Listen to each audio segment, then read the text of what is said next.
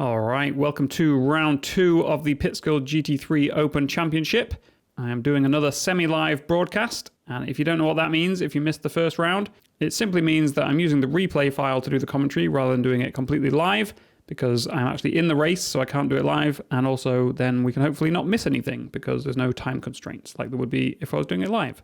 Now, one thing I didn't explain last time out at round 1 was that even though this is a 10-round championship, you don't actually have to do all 10 rounds. Because let's be real, this is sim racing, this is not IRL racing, and therefore there isn't quite the same level of commitment as you would have in real life where you're spending a lot of time and money on doing a championship.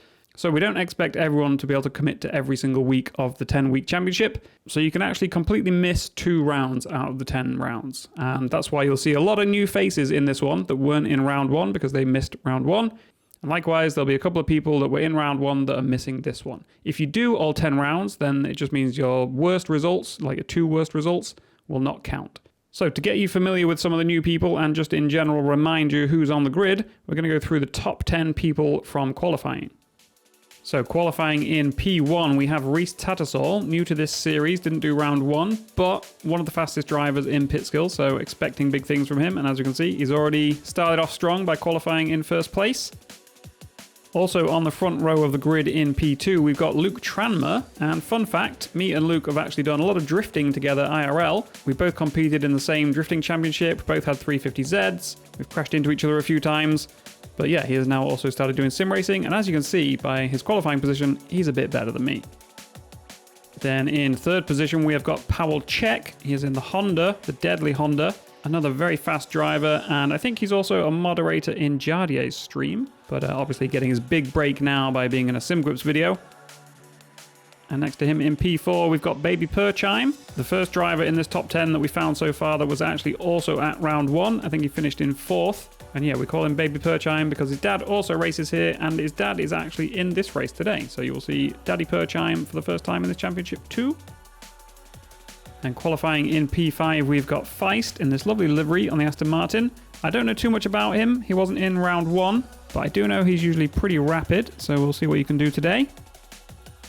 And in P6, we've got Romeo in another Aston Martin and another new face that was not at round 1. I warned you there were going to be a lot of new faces. And yeah, this top 10 has a lot of fast drivers that, for whatever reason, couldn't make it to round 1. But somebody who was at round 1 is Fredriksson in the yellow Lamborghini. Last time out, he qualified in P2 and finished in P2. This time, qualifying in 7th, so we'll see what he can do from there. And time for another new face, and it is the very purple, very checkered face of Scotland. The person, not the country. I'd say he can be a little up and down, sometimes right up at the front with the really fast guys, and sometimes a little further back, but he's qualified in P8, so a good start to this one for him. And alongside him in P9, we have Severin in another Aston Martin. Maybe a good car for this track. They all seem to be grouped fairly high up here in the top 10. And then finally, rounding out the top 10, we've got my friend Balazs in this lovely livery on the Mustang, the Pink Menace. We'll see what he can do from 10th position on the grid. And if you want to know where I qualified, I am all the way back in P19. But again, like last time, there were splits. I think 3 separate splits, and this is the top split. So not the end of the world to be 19th in the top split. And yeah, with that said, let's go see how the race went. So we can see everybody queuing up, waiting for the formation lap to end and for the lights to go green, and they do indeed. We are racing down to turn 1, and at this track, because it kind of kinks to the left slightly, we often see a lot of incidents before you even get to turn 1, trying to squeeze all these cars through there and everyone on slightly different lines. And right on cue, we can see, I think that's Romeo in the green Aston Martin getting bumped off the track there. We will take another look at that in a second, but for now, let's just make sure all the leaders get through here cleanly. Looks like they did. So yeah, this was the start with Romeo on the right-hand side here in the Aston, and Feist just gave him a little tap. Didn't seem to be aware that he was there, so now Romeo going to have to rejoin into this huge gang of cars. He opts to go further around the gravel, probably a smart decision there rather than rejoining in the middle of the chicane. But he does eventually make it back on track because we see Berg going for a little bunny hop over the curbs. Let's see that from the point of view of Milky, who was right behind in the Lexus. We're going to see Burr on the left here, just, yeah, a big old bounce there. Let's see from one more angle looking back from Burr, and we see Milky behind narrowly avoids, and now the Mustang of Sardonovic and my own Ferrari as well, trying to look to get past both of these guys. Milky closes the door, and we don't go side by side, but yeah, Sardonovic I think was the big winner out of that. He gained a couple of positions. Burr doing well to still be alive, to be honest, after hitting those curbs so hard. I'm going to try and go around the outside of Burr in the hairpin. Probably not going to work, but we do manage to stay alongside. We're going to run up to the corner before Acqua Minerale. I have no idea what this corner's called. We'll just call it the corner before Acqua Minerale. And it looks like Burr is going to lose another position. We saw Maya van Dijk as well up ahead trying to go side by side with Sadonovic, but Sadonovic wins out in that one. And a little further back in the field, we've got Navarro in the Porsche here, trying to defend against Svoboda, and goes for a little bit of a silly send on the Porsche of Steinbach up ahead. Not really sure that was ever going to work from that far back, and then he gets murdered by a ghost, apparently. We've got Navarro on the right-hand side here, and yeah, nobody touches him. I guess just a delayed reaction from the karma gods for his slightly terrible move at the hairpin. And yeah, watching it from Svoboda's point of view, that looks even more ridiculous. But yeah, this thing just a jump scare no matter which angle you watch it from, and yeah, this is on board with Davies. I think he got screwed the most by it. He's going to lose, I think, 3 positions there, 4 positions there.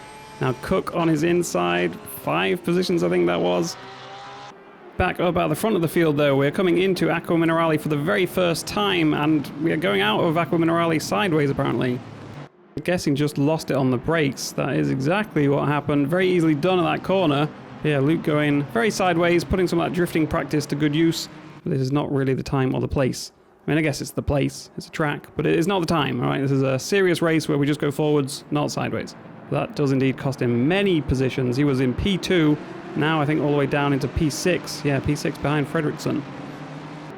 But it hasn't taken long for Tranmere to start to mount an attack on Fredriksson as they fight for the honour of fastest black and yellow car on track. We see Luke dive up the inside, but goes a little deep. In fact, goes very deep, ends up in the sand. And that's actually going to end up costing him 2 more positions as Balaj and Scotland nip past. So not a good start to Tranmere's race here. It's gone from P2 to P9, I think that is. Now we've got the Mustang of Sardonovic chasing down Romeo, who was the unfortunate recipient of a little bump before T1, going into the gravel as we saw. It looks like he's going to outbrake himself now. I guess he really got a taste for the gravel because he's sent himself into it this time, which is going to allow me to get alongside him, and now also Burr looking to pull alongside him as well down the straight. We've got the Porsche of Steinbach as well just behind them, and then the Lamborghini of Svoboda. So a real gaggle of cars now heading down into turn 1. We've got some side-by-side from myself and Romeo. We've got side-by-side from Burr and Steinbach. Let's see who's actually going to get some overtakes done and also live to tell the tale. And it looks like Romeo going to get past me fairly easily, but let's see how that went for the pair behind us. We've got Burr on the left, Steinbach on the right. See if Burr can just get past on the inside like Romeo did, and I think he's going to. Yep, nicely done there by last week's driver of the day, Burr.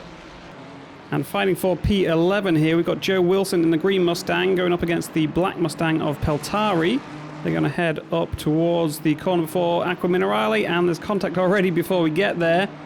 So we've got Wilson on the right-hand side, trying to go around the outside of the hairpin. Not easily done. He's going to keep one wheel just alongside, though, just enough so that Peltari has to give him some room and can't just squeeze him off the track. Unfortunately, as we know in a second, that is still going to happen anyway. Wilson well alongside at this point. Peltari definitely knows he's there, but I guess just misjudges the distance to the edge of the track. Unfortunate for Joe there. And we're going to keep it with a Mustang, but this time it's the Mustang of Sardonovic chasing down Maya van Dijk, also known as Milky. Going to look to the inside of turn 1. Milky breaks very deep there, but Sardonovic doesn't really take advantage of it just yet. Might give them a better run through this whole complex of corners though, and it looks like it's going to, because the Mustang seemingly bearing down towards his second chicane. Milky again holding on quite well so far though. Can Sardonovic do anything towards the hairpin? Looks like they do get a better exit from the corner. We're going to see another attempt around the outside. See if they can do the same as Joe Wilson, but out of nowhere comes Romeo. I didn't even know he was close. I think there was a little bit of contact there, but overall still quite an impressive move to just dive there and not completely skittle the car ahead of you. And he's now well clear of Sardonovic going into the next corner. I mean, Sardonovic looks to the inside to kind of threaten a move, but that then makes him go very wide on the next corner, which is going to allow me to nip past. The classic case of where you're attacking one car ahead and you're so focused on that it then opens you up to other things, as we see Milky go completely backwards. Sardonovic goes into the back of me. We both go wide. Bird now overtaking off track on the grass. It's all kicking off. Somebody else's nose showing there briefly for a second. Burr and Sardonovic going to go side by side into the chicane, which never ends well. It does result in contact this time, but nothing too major. Let's take another look at what on earth happened there. So this was what started all that chaos. Milky going into Acqua Minerale, I guess does the same thing as Luke. Yep, just loses it on the brakes. Like I said before, very easily done there. You're kind of turning as you're braking for that corner. Now this is ex-driver of the day Burr coming through that whole situation. And he's got Sardonovic rejoining the track. There was kind of a sketchy rejoin from Sardonovic there. Not sure there was much else Burr could do, and he does end up going for this overtake because why not? But as we saw, it doesn't work out for him in the end. Sardonovic does get back ahead out of the chicane.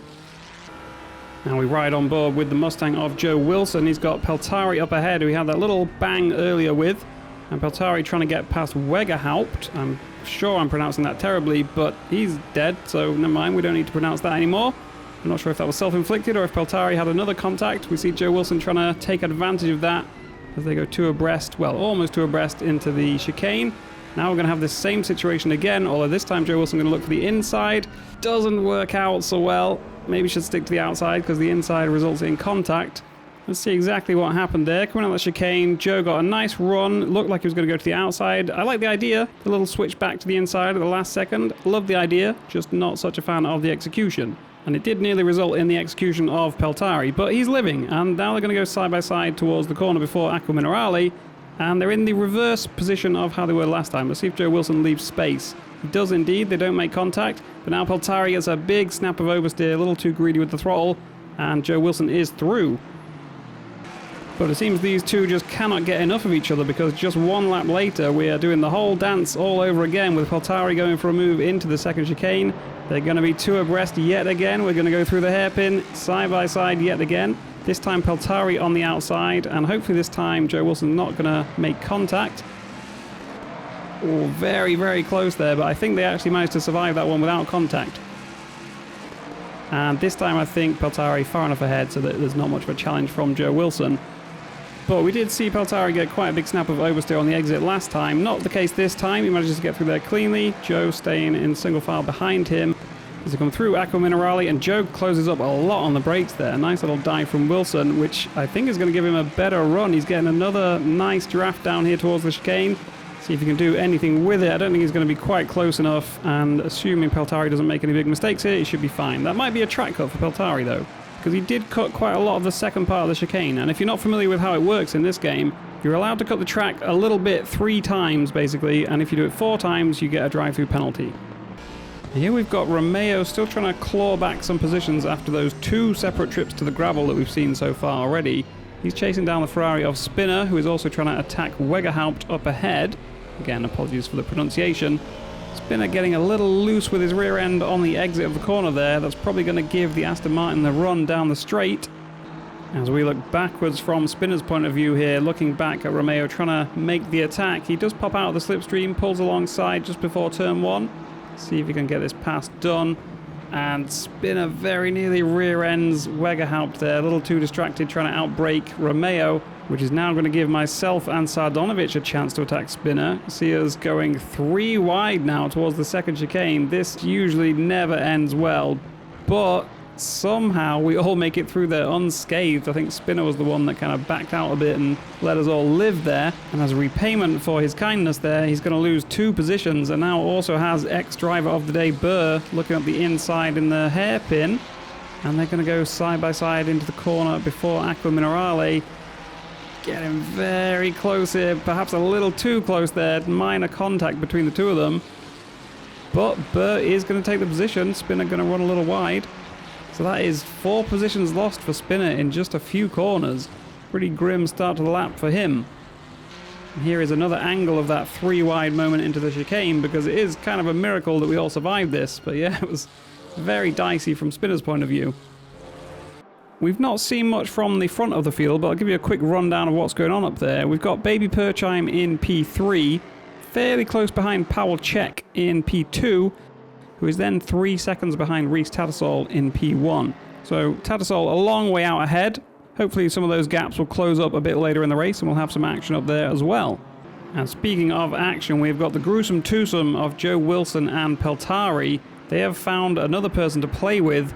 Probably doesn't know what he's in for. Poor Severin up ahead in the Aston Martin. And indeed, it doesn't take long for things to start heating up, with Peltari and Severin breaking away a little bit from Joe Wilson.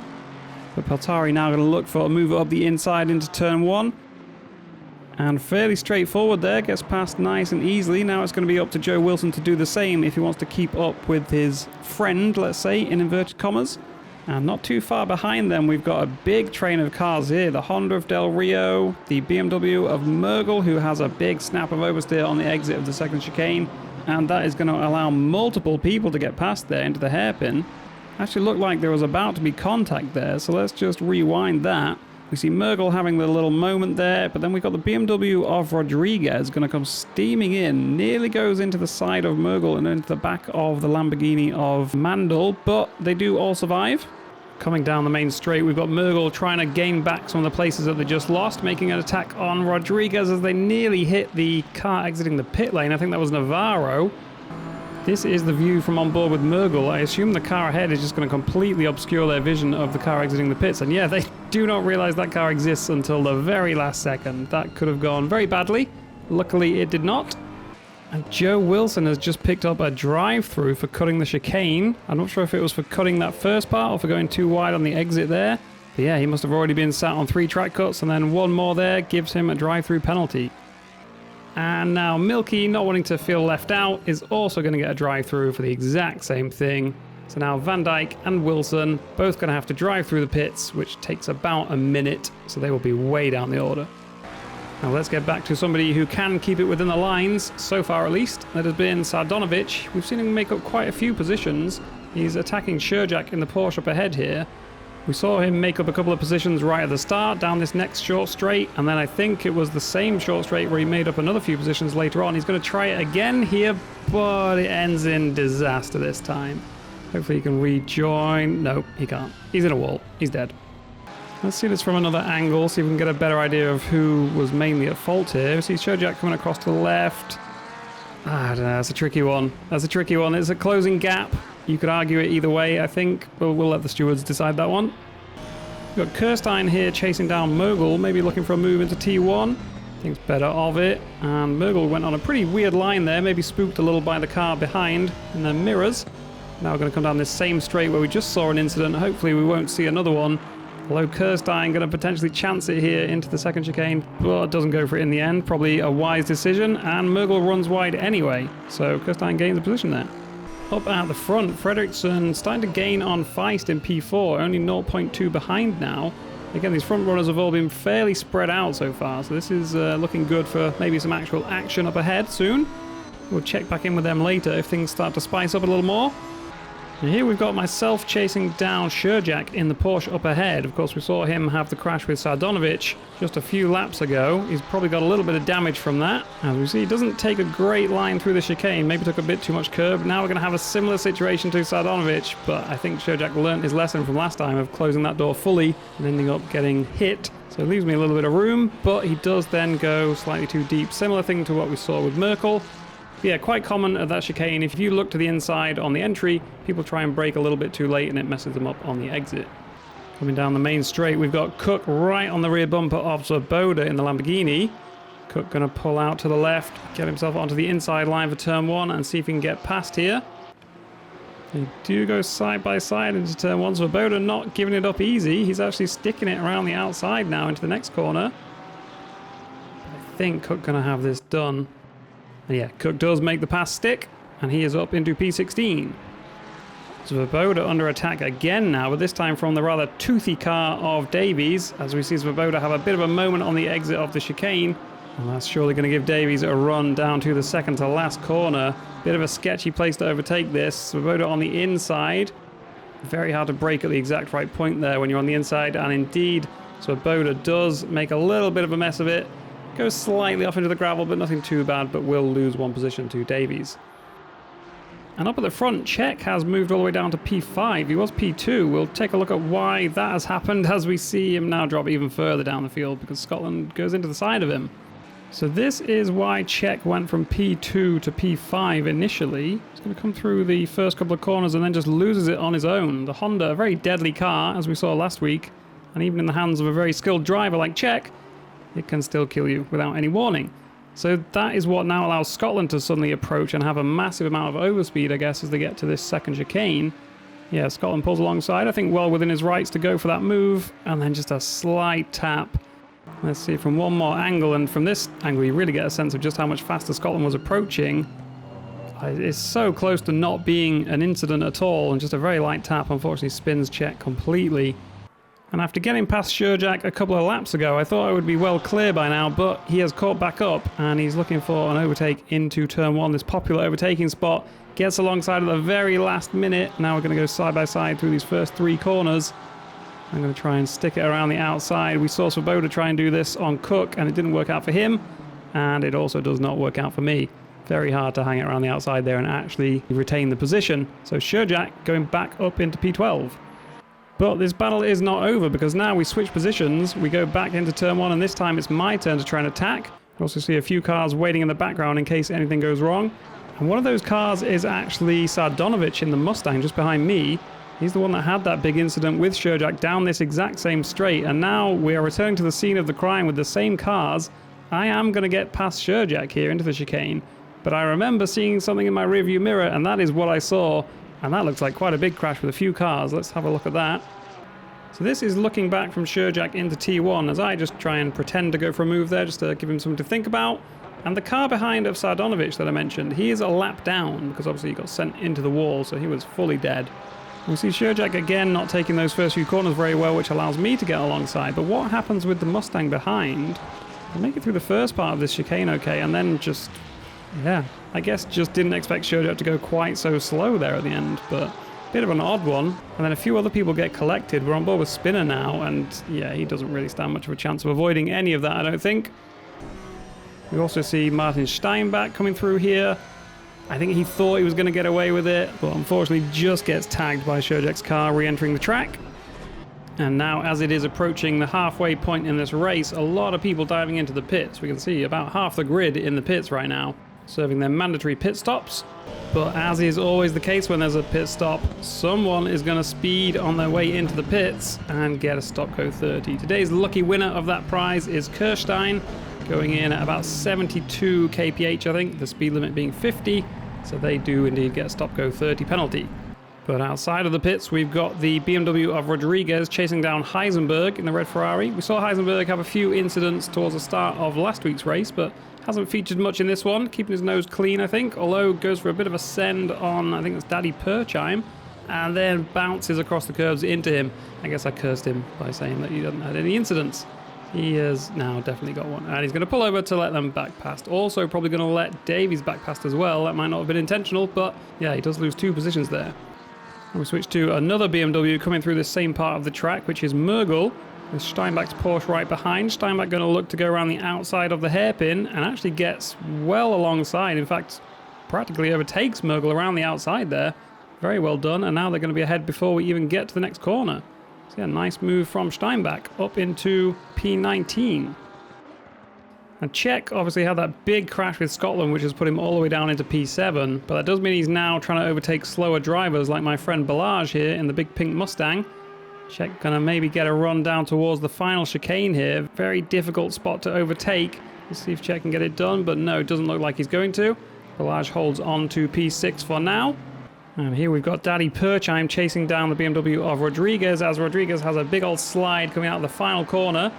I would think that combined with the straight line speed of the Mustang is going to mean this should be a fairly easy pass for Daddy Perchheim. He's got the entire straight to get alongside here. Not passing it as quickly as I would have expected, and they're actually going to go side by side into T1 with Rodriguez on the inside.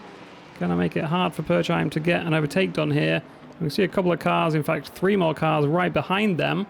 Perchheim's still right on the rear bumper of Rodriguez, but that has allowed Davies to catch up, and Heusinkveld, and also Joe Wilson after serving his drive-through. He's now in a similar position to Czech. They're both now chasing down drivers that they should be a lot faster than on pace alone, but pace doesn't matter if you have to drive through the pit lane at 50 kilometers an hour. So don't get a drive-through. Pro tip, don't get a drive-through. But yeah, the green Mustang of Joe Wilson in the background there definitely should be the fastest out of this gang. But I think he's going to have his work cut out trying to get past all of these guys on this track. He's right on the back of Heusinkveld already. You see all 5 of them streaming through here. These are all for position, all in a row, no lapped cars or anything here. These are all fighting for what is, well, 23rd position at the front of this gang, with Joe Wilson all the way back down in 27th. As we see, he might get a bit of a run out of Aqua Minerale and up towards the final chicane. See Heusinkveld going defensive. Wilson going to try and go around the outside. I'll be very surprised if this actually happens, and it does not. See who gets the better exit from the chicane, though, because it can open up an overtaking opportunity towards the last corners. And I think it's going to. Wilson right on the bumper again. He might be able to sneak through. Oh, this is so sketchy going through there. He does. Heusinkveld on the inside. Can Joe actually hold it around the outside? Doesn't look like it. And yeah, Heusinkveld going to hang on to the position, but Joe getting a better exit from the final corner. Now side by side, might have been a little bit of door banging there, but I think Wilson going to have this position secured now.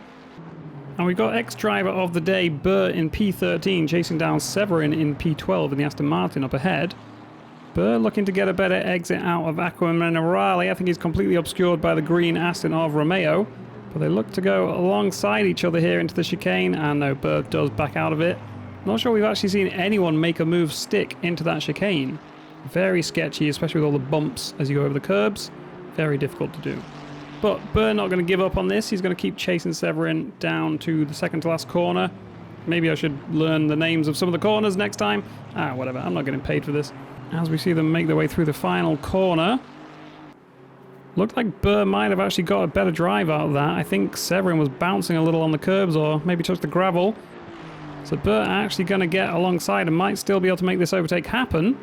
You see Burr giving a very wide berth there. A wide berth. Sounded better in my head. But yeah, giving plenty of room to the car on his right because it's very easy, as we saw on the first lap, for contact to happen there just due to the way the track curves. But he does actually get past and makes it up into P12.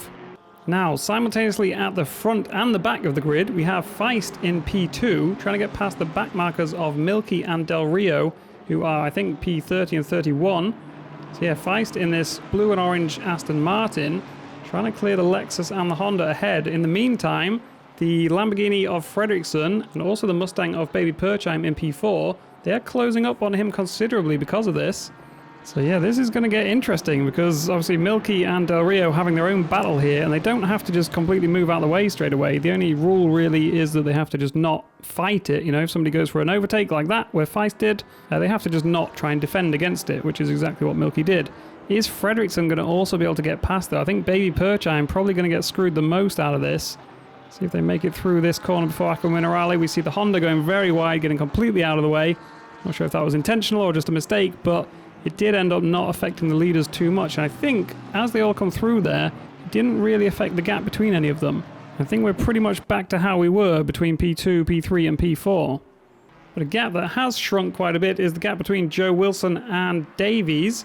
Like I said before, Joe Wilson should be considerably faster than most of these guys after qualifying a lot higher and battling a lot higher, but then getting the drive-through penalty as we see Wilson go side by side into T1 with Davies. Hopefully going to be a contact-free, incident-free overtake, as he does indeed slot through there fairly easily. And now he's got the Mustang, I believe that is, of Daddy Purchheim up ahead. And if he can get past him, then he will have cleared this entire group. And we're on board with Czech here, as he is still stuck behind Balazs. It's been quite a few laps now that he's been behind this pink menace. The big old Mustang filling his screen as he goes for a little move here into the hairpin. I guess Balazs must have made a bit of a mistake there. And Czech probably going to get this done now. Again, a faster driver that should be able to pull away once they get the opportunity. But they're going to go side by side here. Extremely close racing. I don't think there was any contact there. That was pretty good from the pair of them there. And Czech does indeed move up into P6. And up at the front, things are closing up between P4 and P3. So this is for the final spot on the podium. As we see Baby Purchheim pulling out of the slipstream and going for a move into turn 1. See if we can get this done. And yeah, pretty straightforward pass there. There was a lot of build up to that. It was pretty much 20 laps or something of chasing him down, but then in the end a very straightforward overtake. And another overtake that should be fairly straightforward is this one from Joe Wilson on Daddy Purchheim. As we said earlier, Joe just has to clear this one more car and then he is clear of this whole gang of people that he caught back up after his drive-through. He does so with relative ease. And that should move him up to P23, although Daddy Purchheim not giving it up. Going to look for a move into the hairpin. And they're now going to go two abreast coming out of the hairpin. And I think Daddy Purchheim actually ahead. We've also got the toothy Porsche of Davies right in there as well. Looking to pick up some scraps if these two collide.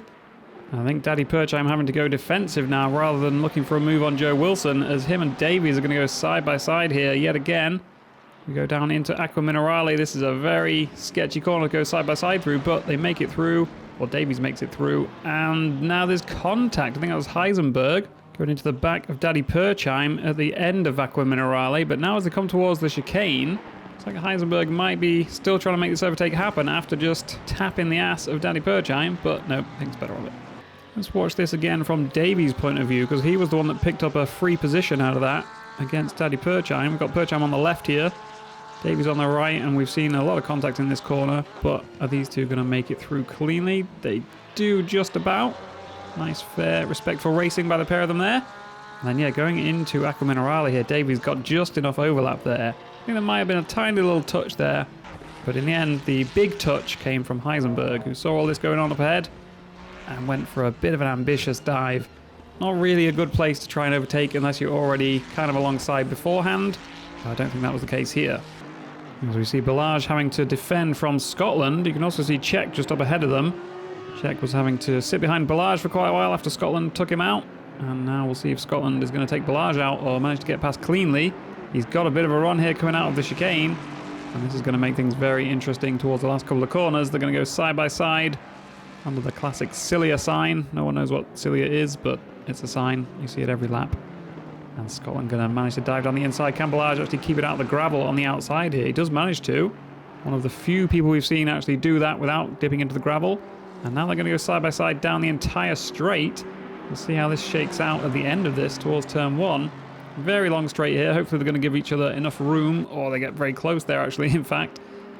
But yeah, very easy to end up in a crash halfway down the straight. We've got waved yellow flags. We'll see what that's for in a second. But first we just want to see if Scotland can get through, and it looks like he does. And there's the yellow flag for Del Rio. Is Balaj going to be able to mount an attack back, though, into the second chicane? We've seen this go wrong a couple of times already. But I think Scotland's going to get that done now. Unless Balaj can do something towards the hairpin. He's still very close, so anything could happen here still.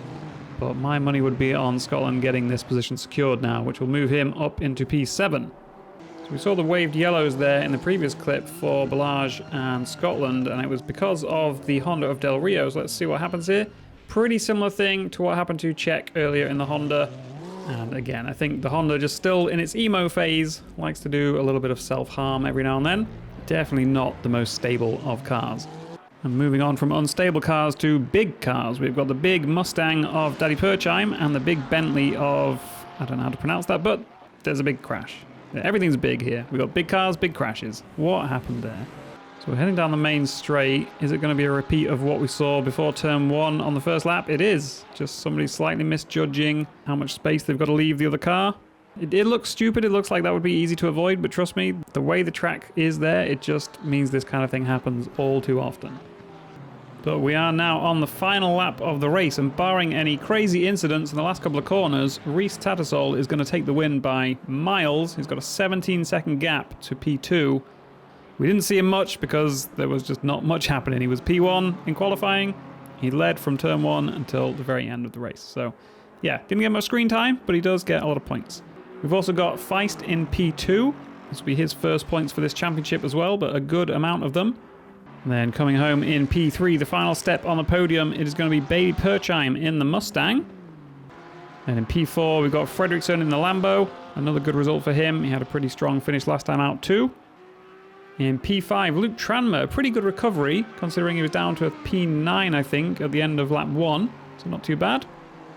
In P6, Czech, not the best result for him, considering he was P2 at one point. Then we've got Callum Scotland coming home in P7. My friend Balaj in P8 in the pink Mustang.